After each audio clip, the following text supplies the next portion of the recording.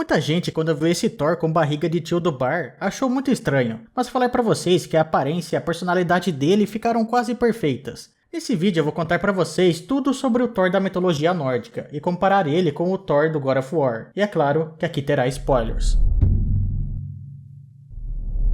Se você for novo no canal, se inscreve aí e deixa o seu like também, porque isso me anima muito para continuar fazendo os vídeos, beleza? Se você puder me ajudar ainda mais, usa o botão valeu que tá aí embaixo em formato de coraçãozinho, e você pode me doar qualquer quantia com ele. E também você pode se tornar membro do canal, que aí você tem acesso antecipado aos vídeos e ao Discord do canal.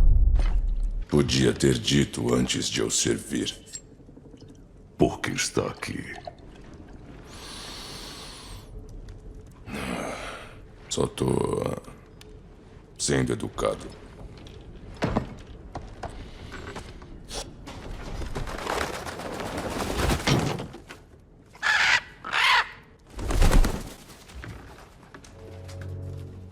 Você parece uma pessoa calma e racional.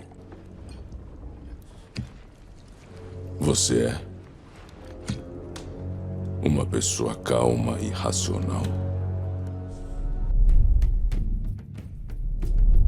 Thor, o nórdico mais antigo, como era falado, Por, era o deus dos trovões, dos relâmpagos, tempestades, mas também da santidade e proteção da humanidade, da cura e por aí vai. Provavelmente Thor teria surgido através de um deus germânico chamado Donar, e na mitologia nórdica ele ficou muito mais famoso. Na verdade, ele é muito famoso até os dias de hoje, tanto que quinta-feira em inglês se fala Thursday, que o significado seria dia de Thor, e também em alemão, que é Donnerstag, que significa dia de Donar. E também tem o Thor da Marvel, né? Mas isso daí eu falo depois. Donar ou Donur vem da língua proto-germânica através da palavra Punras, que significa literalmente trovão. O Thor podia ser também chamado por outros nomes, como Azapor, Okupor, Loride e Veur. Pensava que antigamente o Thor governava um céu da sua própria terra, chamada de Prudivangr, que traduzido significa algo mais ou menos como campo de poder, onde ele construiu um palácio chamado Bill Skinner, com 540 quartos. A popularidade do Thor cresceu ainda mais durante a Era Viking, sendo até mesmo considerado nesse tempo o maior rival de Cristo, quando o cristianismo começou a ser introduzido na Escandinávia. Muitos amuletos e encantamentos do Thor são da época em que o cristianismo e a religião nórdica estavam disputando muito espaço, até que a religião antiga não aguentou e o cristianismo se sobressaiu. Então o Thor foi aos poucos perdendo espaço para a nova religião do século XII. O Thor funcionava principalmente como um protetor, mas no God Ragnarok ele funciona bem mais como um tipo de carrasco de Odin, o que pra mim faz muito sentido, porque quando o Thor recebe o Mjolnir de presente, sendo uma das poucas armas capazes de matar um gigante, fica bem claro que o Odin cria ele como um tipo de executor, resolvendo problemas que para o pai de todos são pequenos, enquanto ele buscava o conhecimento. Sua forma fraca, mas eu não sou como eles. Quanto ao seu filho, o pai de todos tem planos pra ele.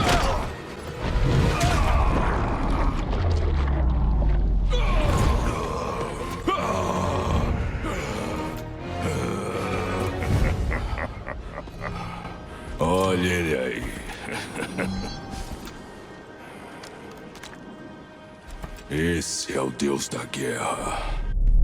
Apesar disso, as histórias do Thor serviam para o propósito clássico das mitologias, que era explicar os fenômenos naturais. Segundo as histórias, ele saía do seu palácio com a sua carruagem que era puxada por dois bodes, que são o Tangingostur e o Tangrisnir, e essa carruagem dele, como várias outras das mitologias, era para voar. No jogo isso não acontece, né? Não tem os bodes, não tem a carruagem, meio que ele saltava usando o peso do martelo, mas esses bodes eram muito importantes. O Thor usava eles também como alimento, ele matava os bodes, comia os dois e depois ressuscitava usando o martelo. E sim, isso é meio bizarro. O som do trovão era causado pelo barulho das rodas da carruagem enquanto ela voava pelo céu. Em algumas histórias ele também era o criador das marés. O Thor era frequentemente invocado para resolver problemas, sendo o senhor dos raios, dos trovões e também um deus da cura. Os antigos faziam sacrifícios em seu nome quando estavam sob ameaça de fome ou de doença. Muitos esquecem, mas o Thor não tem somente o martelo como item mágico. E não, eu não estou falando daquele machado do Thor da Marvel. Isso daí é outra coisa. Aqui eu vou começar a falar sobre a aparência do Thor do God Ragnarok, que irritou muita gente, né? Porque estavam acostumados com aquele Thor dos Vingadores. que a única coisa que tem de Thor da mitologia seria o nome e o martelo, né? Porque do resto não tem muita coisa a ver. Vejam bem, o Thor do God é ruivo, o que é bem mais aceito do que um Thor loiro. Na mitologia fala também que o Thor é muito grande até para um deus, o que é uma referência não somente à altura, mas também à pança de tio do bar dele. Inclusive, essa parte de ser muito grande a gente pode ver no comecinho do novo jogo, quando ele faz uma visita para o Kratos e para o Atreus. Eu trouxe hidromel. Você não vai gostar da minha companhia! Ah, com certeza, a gente vai conversar bastante.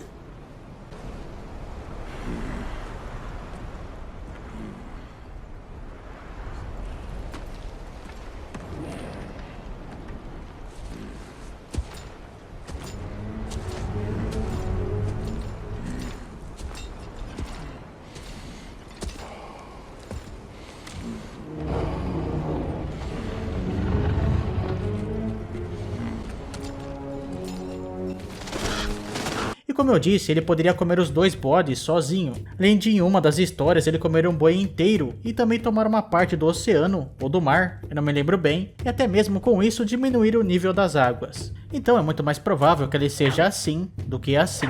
Aí você deve estar pensando, nossa, mas ele fala que o Thor é gordo, mas a maioria das imagens que ele usa o Thor tá magro. Isso é porque as imagens e até as histórias da mitologia nórdica que conhecemos foi passada por cristãos, não pelos vikings. E os cristãos tinham uma imagem de que Deus tem que ser algo mais perfeito possível, algo que eu duvido que os vikings concordassem. Uma coisa que não aparece no jogo são os outros itens mágicos do Thor. Na mitologia, quando Loki vai até os anões depois de cortar o cabelo da Sif, os anões estão lá fazendo martelo e o Loki atrapalha, o que faz com que o cabo do Mjolnir fique curto. E por conta disso o Thor tem que usar 2 manoplas de ferro, senão ele não consegue usar o martelo, que são as chamadas Yarngraper. Além disso ele tem também o seu cinto, que é o Meginn-Ord, que aumenta muito a sua força, ao nível que ele consegue até mesmo levantar uma parte da Jormungandr brincando. Sobre a personalidade do Thor na mitologia, ele é muito semelhante ao Saitama do One Punch Man, digamos assim, só que em vez de ele dar soco, ele dá martelada. O Thor dificilmente usa estratégias quando ele vai enfrentar alguém.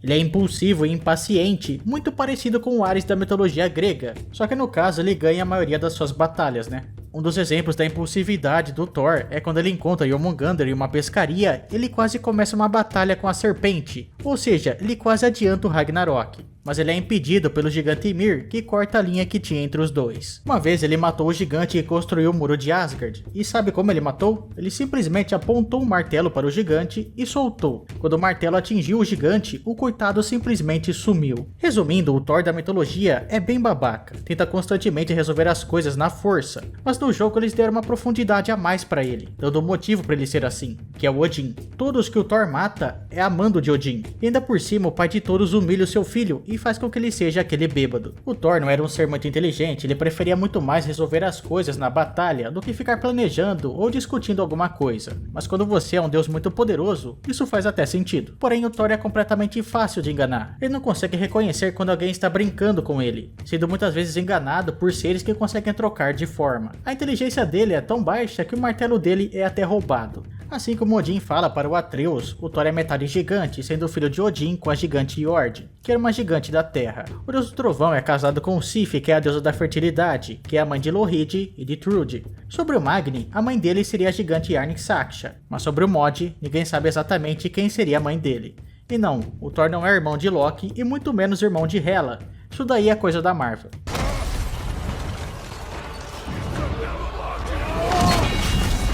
Você deixa ele por último, mesmo morto! O que você disse? O Mod veio até nós porque tinha medo de você! Ele morreu pela sua mão! Olha o exemplo de pai.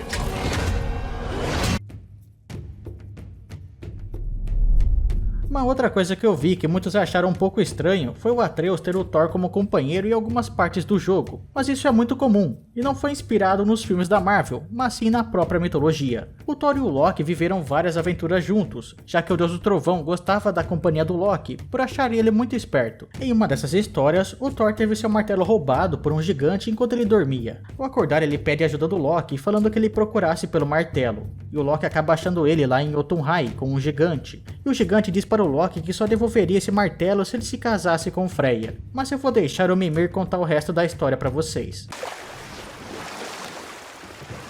Mimir, por que não a história do gigante que roubou o martelo do Thor. Com prazer. Também envolve nossa amiga Freya, embora ela não deva gostar de ser lembrada por isso. O gigante se chamava Thrym. E ele se mostrou ardiloso bastante para roubar o Mjolnir enquanto o Panaca do Trovão dormia. Pro azar de Thrym, ele nem sempre usava a cabeça. Embora tenha roubado a arma do maior assassino de gigantes, ele ofereceu devolvê-la aos Aesir se Freya fosse sua noiva. Nessa época, Freya era casada com Odin. E, pra ser sincero, ele a trocaria até por um bom hidromel. Mas ele viu uma oportunidade aqui. O palácio de Thrym era em Jotunheim. E só gigantes sabiam o caminho. Com o casamento acertado, Freya devia ser levada ao reino deles. Então Odin coagiu Freya a usar sua magia Seir para disfarçar Thor, que se infiltraria em Jotunheim ao lado dela. Quando o martelo foi apresentado como dote, Thor se revelou. Ele pegou o Mjolnir e logo esmagou o crânio de Thrym, além de atacar todos os outros gigantes presentes na festa. A única que interrompeu o massacre foi Freya, que não queria ser parte disso. Em uma outra história, o Loki tinha roubado a forma de falcão da Freya e sai voando pelo mundo, mas acaba sendo sequestrado por um gigante chamado Geirrod. Esse gigante diz que só libertaria o Loki se ele levasse o Thor ao seu palácio, mas com um detalhe: o Thor deveria estar sem seus equipamentos. O Loki, sem opções, concorda. O Loki então volta para Asgard e pede para Thor segui-lo, mas sem seu martelo, seu cinto e suas luvas. O Thor, como confiava muito nele, acabou concordando. Porém, no caminho eles acabaram na casa da gigante Grid, e ela conta todos os planos de Geirrod, e dá para o Thor o seu próprio cinto, as suas luvas e um cetro mágico, para que ele continuasse a sua missão. Aconteceram várias coisas no caminho, mas eu vou pular para a parte final, ok? Chegando lá no palácio, o Thor se sentou em uma cadeira, mas embaixo dela estavam duas filhas de Geirrod. Elas se levantaram e tentaram esmagar o Thor contra o teto, mas ele usou o cetro para empurrar a cadeira para baixo, assim esmagando as duas gigantes. Quando o Loki e o Thor entram no salão de Geirrod, o gigante pega um ferro incandescente com uma pinça e joga contra o Thor, mas o Thor, usando suas luvas, pega o ferro e joga de volta, e assim ele mata o gigante. Bem galera, o vídeo foi esse, eu espero que vocês tenham gostado. Não esqueça de avaliar o vídeo deixando o like ou dislike, se inscrever no canal e deixar aí nos comentários algum assunto para um próximo vídeo, hein? Valeu! Seja rápido.